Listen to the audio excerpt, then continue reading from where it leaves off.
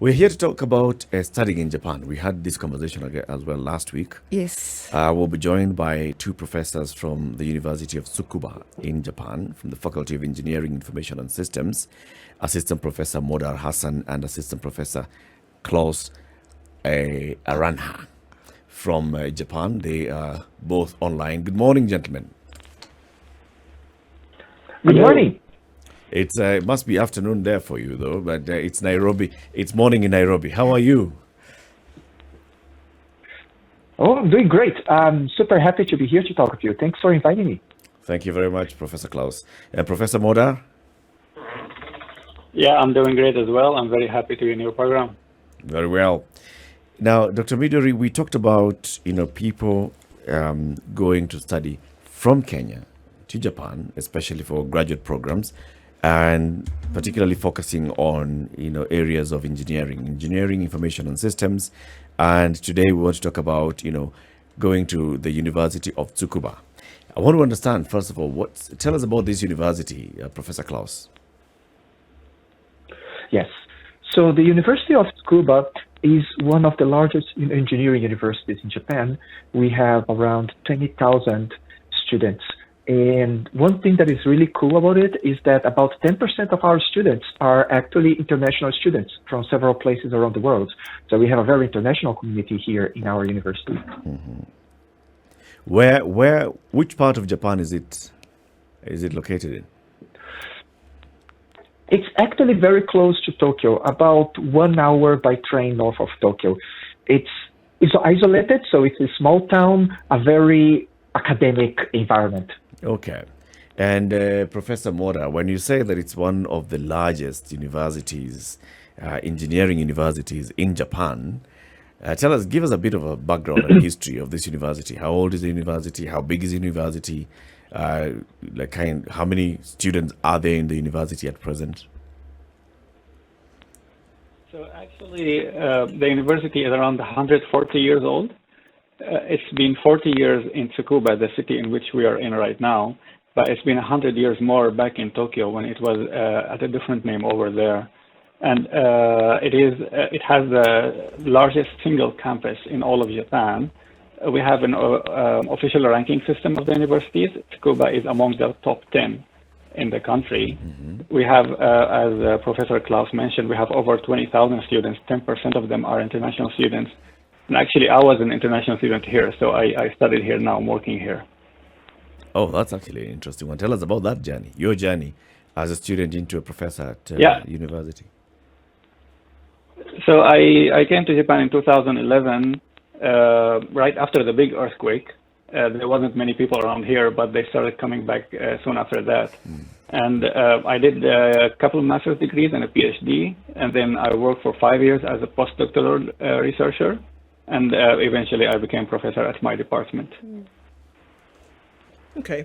What would you say? I mean, because here we are and there are many students, maybe here on this side of the world and other places, who then would be interested in coming. What are the things that you would say, come to this institution because it would offer you these things? Is it for me or for Klaus? I think for both of you. That one of the biggest things that I get, so I'm originally from Brazil, and in Brazil it's very hard to be a scientist because of a lack of funds. Even if you have a great idea, it's very hard to get the resources to transform your idea into research. Mm-hmm. So this was one of the biggest differences that I felt when I came to Japan. It's easier as an international researcher to get resources to do your research here in Japan. Also, I feel that the environment here, everyone is having different ideas and supporting these research ideas. We had people, I walk around the university and I see students driving robots around or talking about their ideas that they want to execute. So I think that the environment here is very conducive to help people make their ideas reality. Mm-hmm. And you, Professor Hassan? Well, my response is very similar to Klaus. I originally came from Syria, and over there I didn't have much opportunity to do the kind of career I have right now or the kind of research that I want to do. So if you're interested in technology, if you're interested in science, especially in my case, if you're interested in robotics, then frankly, there's no place better than Japan to go there and try to pursue that dream. So Hassan, I'm going to ask you then, we're discussing master's and doctoral programs in intelligent and mechanical interaction systems and computer science. Tell us about these programs. I mean, how would you describe these programs, Hassan? So the program in computer science is more of a foundational program where we study the fundamental technologies that build our computational systems and also how we can use those technologies. So to give you two examples of what kind of study we do in the computational sciences, we have here the supercomputer group, where group professors research how to build some of the biggest computers in the world. A few years ago, Tsukuba was host of one of the top 10 computers. Of course, this changes every year, so it's not the top 10 anymore, but we keep studying how to do high performance computings that are used to calculate climate change and like nanophysics and all sorts of very computationally expensive technologies. So that's the focus of the computer science department, is calculation, heavy calculation, and how to apply this heavy calculation to help the world. Is it the same as the intelligence and mechanical interaction systems? Yeah, I was going to say that is about the computer science program to which Professor Klaus belongs. I belong to the intelligent and mechanical interaction systems. It's quite a different program. It's a more hardware-based engineering program. The interaction here means interaction with the human. So this program is focused on all types of devices, robotics, wearable devices, computing methods, virtual reality, artificial intelligence, in which the engineering system itself, it has to interact with the human, or the human has to be the user in some sense of it. So our program is basically macro-level engineering, including electronics, electrical systems, intelligent systems, mechanical systems. It focuses heavily on devices that can be used by a human or kind of wearable robotics that can assist the human. What kind of interaction do you have with industry? So, for example, this is university, it's training, and it's also doing a lot of research, like you've explained. Are you interacting with industry to see whether you can also test some of the systems that you're producing in proper work environments, or also getting feedback and needs from the industry? Starting with you, Professor Klaus. Well, yes. Several of our laboratories, we have collaboration with industries at different levels in Japan. I think the best way to talk about it is to talk through examples. Two collaborations that our laboratories have done recently include with mobile companies in Japan. So this is a project that I'm particularly involved with. We are creating a simulation of COVID transmission disease. So to simulate how COVID spreads through a city, we need to know where people are. And to know where people are, we need to obtain data of how people move, so we can put that in our simulations. And this data we are obtaining through collaboration with mobile companies in Japan. A second example that I would like to give of industry collaboration is a project that we have in collaboration with drug companies, medical companies, that we simulate how the different medicines will react in terms of chemistry, and we use information from that chemistry to help companies develop their new drugs. So yes, we need to talk to the industry, both to get data for our research, but also to return the results of our research to society. Are there some robotics that you are developing and handing out to the industry, Professor Hassan? Yeah, actually, in our case, the trend is a little bit shifted towards venture businesses. So a lot of professors in our department, they kind of try to develop their technology for many years, and eventually they start up a company themselves to kind of market their technology.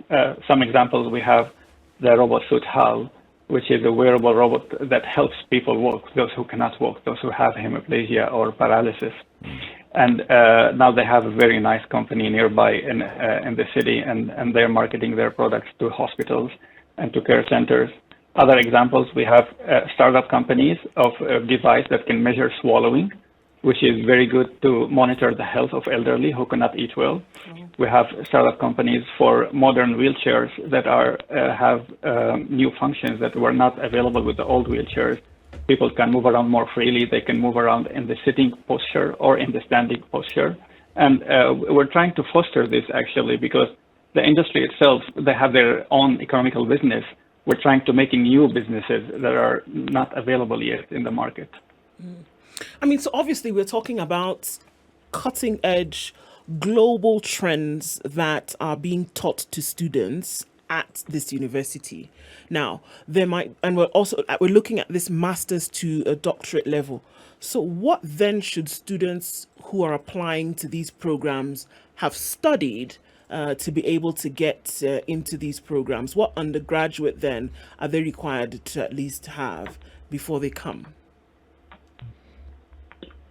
That's a very good question. And I would say that there are 3 requirements that are very important for students applying to these programs. The first requirement is that the students need to have a very good grades in their original school, no matter what is their original degree. They need a very good grade to be eligible for scholarships. The second requirement is master and PhD, as we're talking, is really faced towards research. It's faced towards developing new technologies.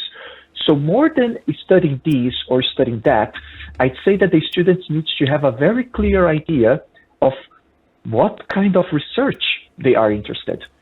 That's one of the things that I personally look at the student more than if the student know this or know that. I want a student that have a strong dream. Third, finally, answering your question directly, what a student should study, I'd say that the basics, at least in the computer science, is a general knowledge of programming. It doesn't need to be this language or that language, as long as the student has a strong basis, and also a strong mathematical basis. Discrete mathematics and calculus. So these are the basics that we use in our research. But I would like to reinforce that this is the third requirement. If the student has a strong knowledge, a strong desire for research, like a clear image of what they want to study, and if they have good grades in whatever they are studying, these specific topics we can learn as we research. Professor Hassan? Yeah, in the case of the IMIS, similarly, the student has to be motivated. They need to have a good idea about a research topic they would like to pursue. My recommendation, which is not actually a requirement, is just a recommendation, is it would be great if their bachelor degree has been done in some form of electronics engineering, electrical engineering, mechanical engineering, mechatronics, informatics. I think all these fields, they give kind of a strong foundation to enter this kind of program. But even if you have it, it's not a guarantee, because students will apply and then a certain top percentage will be accepted. So you have to be one of the better performing students among your colleagues. What's the application rate and then your admission rate? I mean, what percentage of those that apply do you actually end up admitting, starting with the computer department? That's a very good question. In the computer science, we just had our last application, our last entrance examination, and I would say that the application rate to the acceptance rate, I'd say that we have about 120% of students applying. So we have if we have 100 openings, we had about 120 students applying. So that's not a very high number, but don't be fooled, because there is one step that is unofficial, which is before you take the entrance examination, you have to contact a professor in Japan and convince the professor to accept you, to like, okay, you can take the entrance examination because I like your research project. So that's one part that people usually don't talk about. Before you take the entrance examination, you have to talk to different laboratories to say, oh, I want to take an entrance examination and join your laboratory. Is that okay? And at that point, the main part, as I said before, is having a good idea of what research you want to do and finding a professor that is interested in that kind of research. Okay. What kind of jobs or what kind of careers? Because I think everybody gets into a master's, PhD, looking, forward to a career path if they're not already in one. And so I guess for the both of you, Professor Hassan and Klaus, what kind of careers have you seen successful students out of both of these programs then going into after they finish their coursework? Mona, do you want to take this one? Yes, I think I'd like to hear from you yeah, as sure. well as Professor Hassan as well. So I will go first then. So actually, one thing I wanted to mention regarding the previous question, that the IMIS program is not a strictly English program, it's a mixed program, it has Japanese and English. So we have larger application numbers than the specific program Klaus was talking about. And we have a little bit stricter acceptance rates. We have 3 entrance exams a year, and in July, in August, and in January. And for each one, there is different rate of acceptance. So it depends. But as a basic rule of thumb, you have to be, I think, among the top 10% of your class in your home university to have kind of a good shot of being accepted here. Regarding the job market, actually, our graduates, they're working in all kind of major Japanese companies and small Japanese companies. I cannot count all of them because I don't know all of them.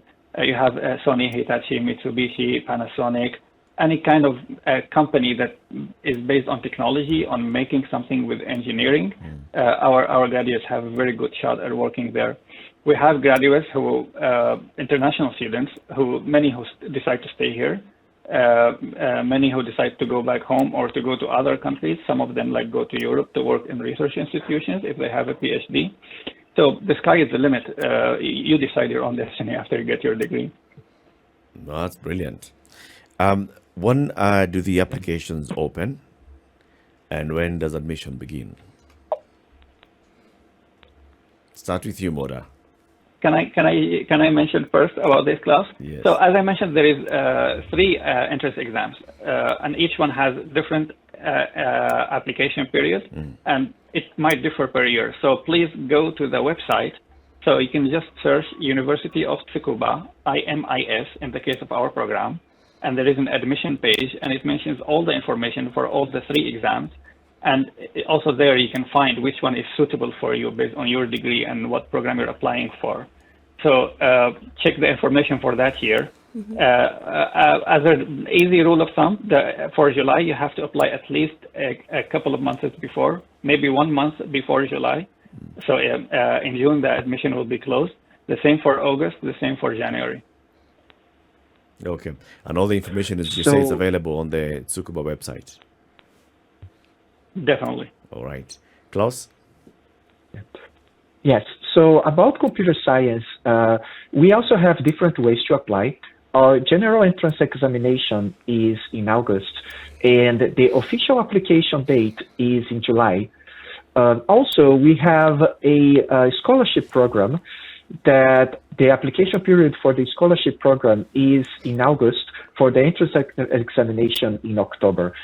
So there are these 2 application periods, but as I mentioned before, before you even apply, you should contact the research laboratory that you're interested in joining. So students that are interested in coming to Japan, I would recommend that they start to talk to the professors, to try to talk to the professors much earlier, in maybe April or May. So around April or May, you start sending messages to the professor saying, oh, I'm interested in joining your university, either as a self-funded student or I'm interested in the scholarship program. So you can start talking to the professor and see which professors are more closely to your research project. Finally, there is one more thing that I think is important, both for my course and also for Mulder's program, which is the Japanese Ministry of Education, the Japanese Embassy Scholarship, the NEXT Scholarship, which is a scholarship that the students apply in Kenya at the Japanese Embassy in Kenya to get a scholarship at the university in Japan. The period, I'm not exactly sure. It depends on, these exist in many countries. Each country is different, but usually the application period for the embassy scholarship is also around May. So a student wanting to come to Japan, they should start looking for information in the beginning of April. And then in May, they apply to the scholarship, they contact the Japanese professors, and they will finally take the entrance examinations around August. That is the general application route. Path. In fact, Dr. Midori is here with us, Dr. Midori Daimon from a study in Japan, Africa. When we take this break, when we come back from the break, you'll tell us about these scholarships, how to apply from the government scholarship here from the Embassy of Japan, and then the other scholarship programs that are available for people who would wish to go and study in Japan, and particularly in the University of Tsukuba, which we're focusing on today. Our guests this morning are two professors from the University of Tsukuba in Japan, Professor Moda Hassan and Professor Klaus Aronya, right? I had to know how to pronounce it. Yeah, Klaus Aranya.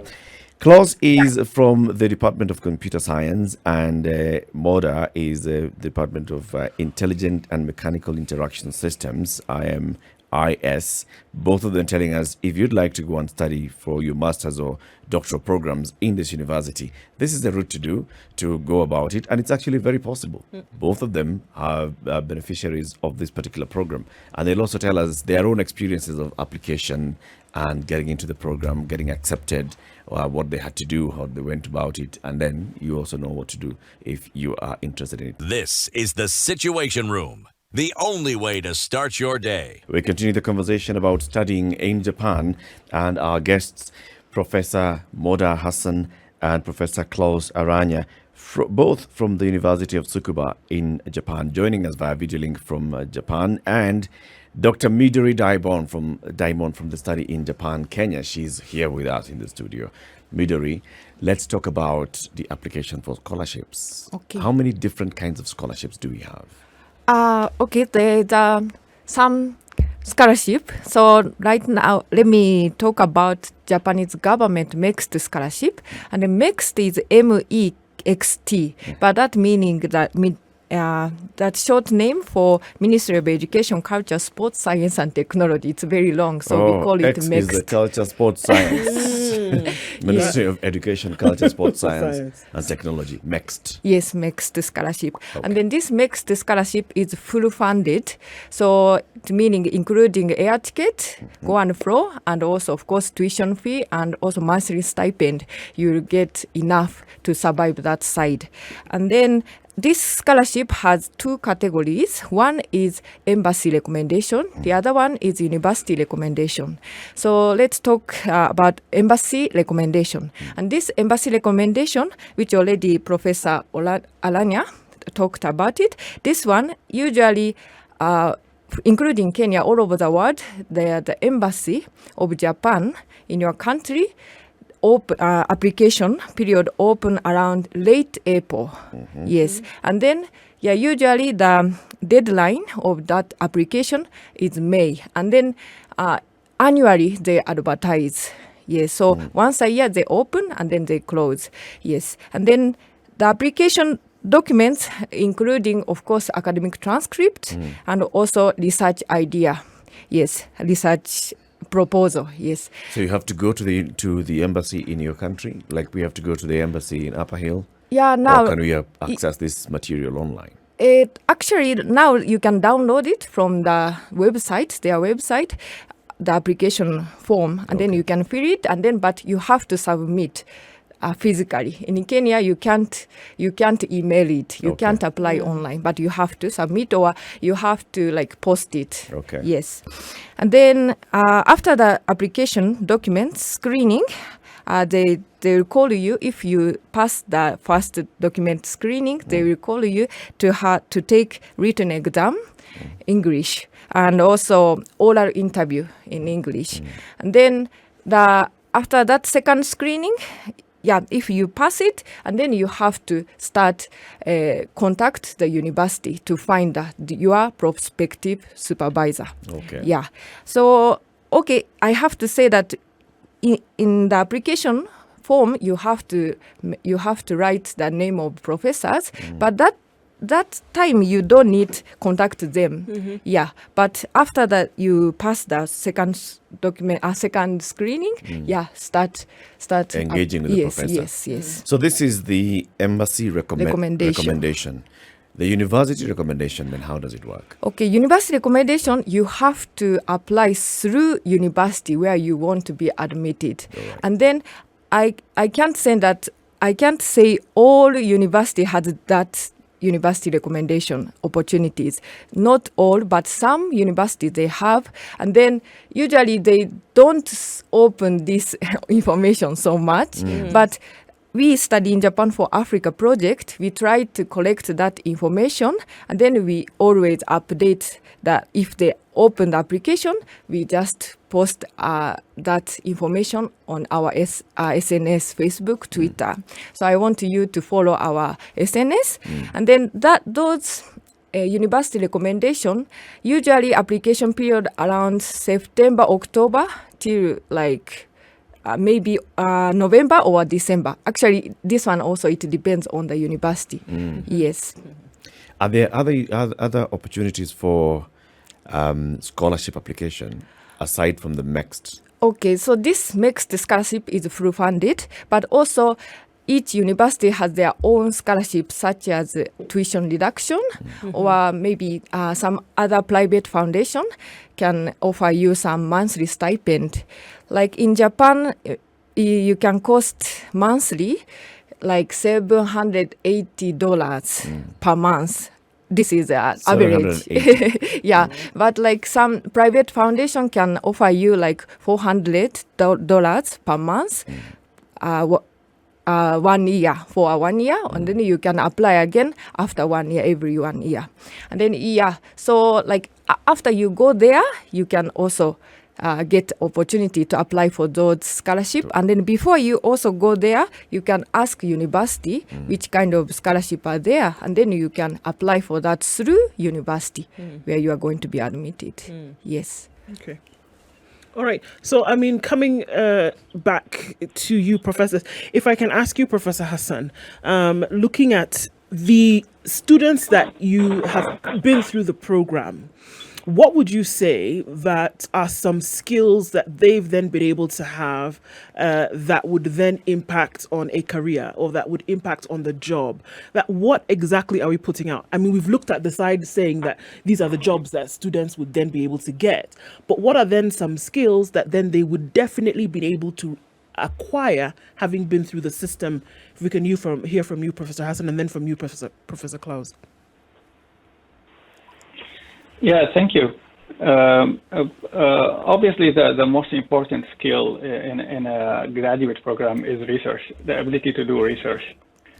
Once you go this cycle once or twice, and you're able to analyze a topic of current technology or science, and you understand it well enough, so you propose how to do research on it, and then you do the research and you improve on it.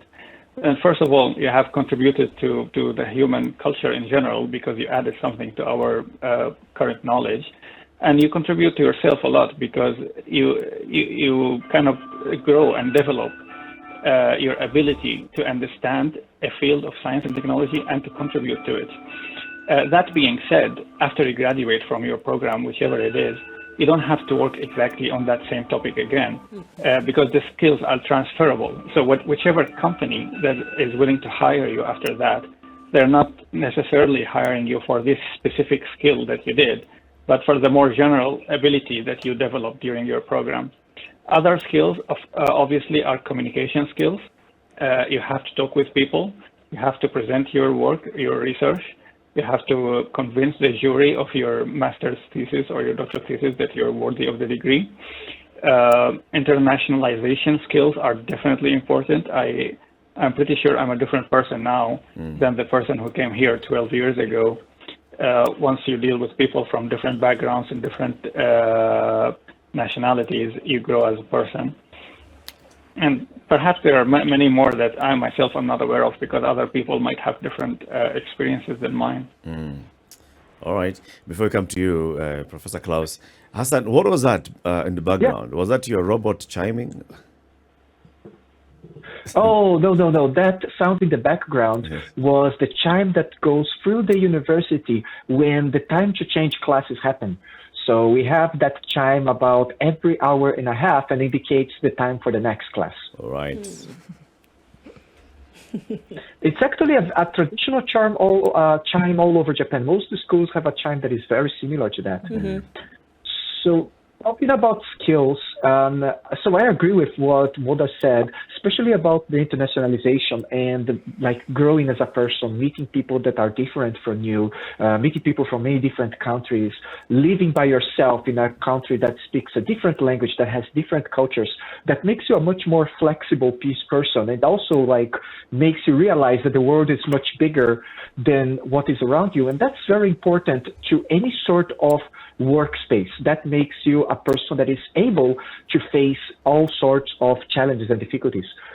From a more technical point of view, here in the computer science recently, the biggest point has been artificial intelligence and deep learning models.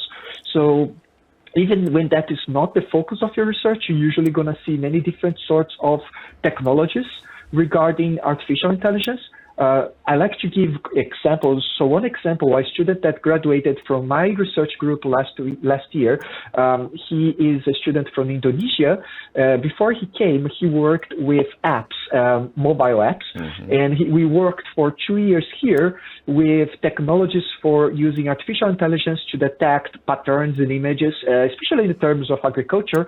And he took these technologies and he's now applying it back in Indonesia with his family. So his family has a family farm, and they're using similar techniques to what we learned here to improve the farm of his family back in Indonesia. Speaking of which, earlier you talked about, Professor Klaus, the difficulty of students from other countries, for example, your own country, Brazil, advancing your engineering course and programs. It's because of a lack of funding for research.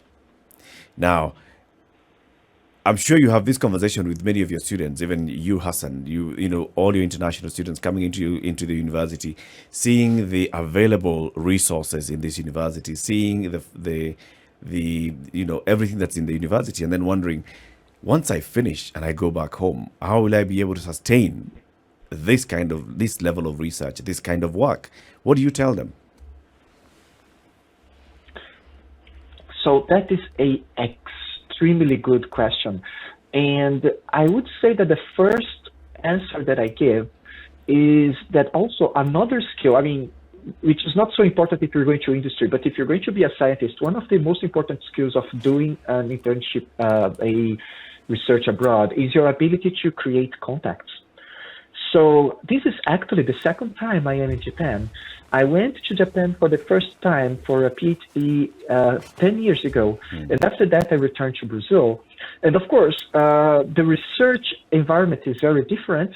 But because I had this contact in Japan, I could do collaborative research with people in Japan and also with people in other places in the world that I made friendships when I was here.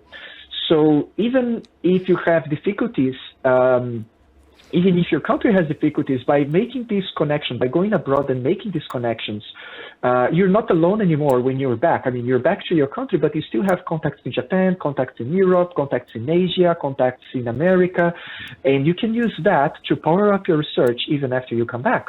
Right now, I am collaborating with 2 different laboratories in Brazil, and we do the research here in Japan and in Brazil at the same time, having meetings online, especially today that we have like the Zoom and internet.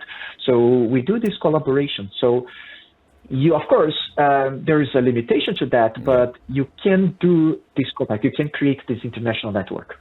Great. Hassan, the same question to you, and of course for you, because you're dealing with mechatronics and all things that you said have to have human interaction. Then there's a lot of fabrication. You need even more funds in your doing your own research when you leave Japan. How do you address that? Yeah. Well, to be a reasonable person, I cannot do the same research I'm doing here anywhere else. There are places in which I can do this research. There are not. In my case, I chose to stay here, and I was lucky to get an opportunity to work here, so I could enjoy the research. But if I was to move to another country, then as a reasonable person, I would look for the possibilities and the capabilities that are available there, and I will try to do something there and innovate there. But to this point, I mentioned a little bit briefly earlier, I don't have to do exactly the same research that I did during my PhD or during my master's degree. All these skills are transferable. All these skills grow the person as a scientist, as an investigator, as a researcher. And then in any new environment you put them, I would expect they will be able to find in that environment what is worth pursuing, and they would be very good at doing it, other than people who didn't have the experience of doing research abroad or in their own country. Same as Professor Klaus. Hassan, do you have examples of some of your students or some of your former colleagues who left and went back to their countries, and maybe they're doing some work that you can speak of? Well, one graduate of our laboratory is working now in Max Planck Research Institute in Germany, which is one of the best in the world. Actually, I'm quite jealous because I would like to get the opportunity to go there. I didn't, he did. Klaus? Yeah. I mean, I mentioned the student from Indonesia that is continuing using the research that he learned here to apply to his family business. But to give 2 different examples, one is a student that studied with me about 6 years ago. We did artificial intelligence for games, and now he's developing games in Brazil. I'm not sure if he's using the same technologies that he used during his research here, but definitely the fact that he did artificial intelligence for games here was part of his motivation to try to develop his own games. That's one example. And the second example is not one that is already graduated. It's one that is studying with me right now, but I think it counts. It's a student that came here. He had a restaurant in Brazil, and he came here exactly to learn artificial intelligence techniques that could be used for managing his business when he returned to his country. What is the hope that, even as you've had certain students who've obviously been through this program, and it's to have, as many more who want to explore the possibilities of, really gaining and sharing the skills that they have? What would be the hope? What would you, for students, for prospective students who are coming and on the, cusp of making a decision, can I go here, what can I do, is there adequate for you to say, look, try it out and see that you can be guaranteed at the very least of a learning experience? Yes, so for the person who is on the cusp, I would say that this is an experience that transforms your life. Of course, the research part is very important, but as someone who has been a student before, I think the main part is like living in a country that is very, very, very different from your own and talking to people that are very, very, very different from your own, it's totally going to be one of the biggest challenges in your life. And it's not going to be easy. You're going to miss your family. You're going to have many things that are different. But if you can go through with that, you will be a person that can really take any challenge, any new, you can take any change that happens to you and try that. So I think it's very, very good, a very, very good experience. And what about for you, Professor Hassan? What would you say to those, I mean, having had those who've passed through and those who are now trying to make a decision to come in today, you know, over the next, you know, long period of time, what would it be that would be the decision maker for them? Well, if I understand your question correctly, it's like about someone who's kind of looking for the opportunity and they're like on the step of making a decision whether to take it or not. Is that correct? Yes, yes. Yeah. Well, my advice is strictly and firmly and absolutely, if you get a chance to do something different from what you're doing now, hopefully better, definitely go for it. Never stop, not even for a second. And my personal advice to any student who's looking to continue their studies, studying abroad is really, really, really important. If I could have a magical wand and make a rule that every student has to study at least 1 year abroad, I would make that decision immediately. Because going abroad, going out of your circle and moving into another circle, hopefully a larger circle, and interacting with people there by itself is growing you as a person more than you can realize even at the time. Maybe later you will realize how much different you become. So if you get the chance, just go for it. And even if it ends up in failure, it's not really failure. Even if you failed at some part, but actually you would have gained a lot different from the part that you didn't achieve. So if somebody gives me a scholarship to go somewhere, or if I can afford it somehow, definitely I would do it immediately. I would recommend anyone who is in these shoes to take the chance and try something out new. Dr. Midori, looking at all the, I mean, you as study in Japan, Africa, you're running this program where you're sensitizing and creating awareness to people in Africa, let's start, people in Kenya, to know that there are this very many universities where people can go and study for undergrad and for graduate programs in Japan. And then you link them up with the universities as well, or you bring them information. How can someone get to know about other universities apart from the University of Tsukuba? What other universities are offering programs in Japan? And first of all, just before you come in, actually, gentlemen, Professor Klaus, your program, the one we are discussing today, is 100% English, is it not? That's a very good point. The lectures are in English. The research is in English. And I always say this to my students. You can study everything in English, but the bus driver only speaks Japanese, and your hairdresser speaks Japanese, and the person in the supermarket will also speak in Japanese. So even though you can study in English, I recommend that people who are coming to Japan to at least try to study Japanese online and learn a little bit of it, because it will help a lot. It will make a huge difference. Oh, great. So Midori-san, where can people get information? Okay, so we study in Japan for Africa. We have a website and SNS, and then also we are going to have a big event, online event, the end of this month. Actually, our today's guest, University of Tsukuba, they are going to also be there. So if you have interest in discuss with them, please join our online event, Study in Japan Online Fair 2022. So you can search Study in Japan for Africa on Facebook, Twitter, and also like Google. You can reach us. And then can I say the online fair site? That is 2022. 2022 studyinjapan-africa-portal.com. That is our online event site. So you can visit us and then you can register for free, and then please take advantage of discussing with the universities in Japan directly online. Thank you very much. Midori-san, thank you. Always a pleasure having you. Hope to see you again next week Yes, as we talk to people from a different university. Yeah. And gentlemen, Professor Bora Hassan and Professor Klaus Aranya, thank you very much for joining us and have a lovely afternoon. It was great. Thank you.